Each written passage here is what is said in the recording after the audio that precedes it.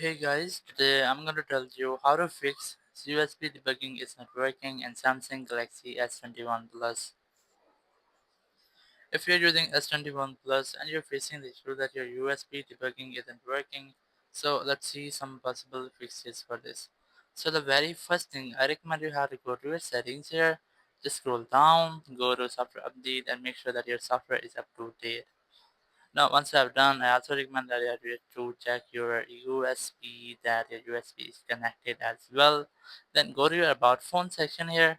The very first thing you have to enable your developer options, and in your developer options, you can easily manage your USB debugging. So, if you have already enabled, so you can go to the next step. I'm gonna enable my developer options here. Go to About Phone, go to Software Informations. Here you might see build number. You just have to make 7 clicks on it to enable developer options. So let's do this. That's 1, 2, 3, 4, 5, 6, and 7.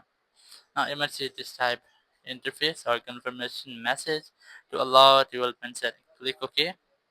Developer mode has been enabled. Now just go back and go to developer options. And some phones you might get into general management, but in my case there's a developer option here.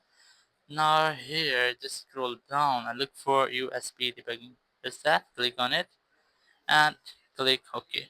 Now your USB debugging is enabled. Once I've enabled your USB debugging, now you can easily use your phone for USB debugging. And once I've done, I also recommend you have to disable this letter when you have completed your work. So in this way, you can easily fix if your USB debugging isn't working. Thank you very much for watching the video. Until next video, bye bye.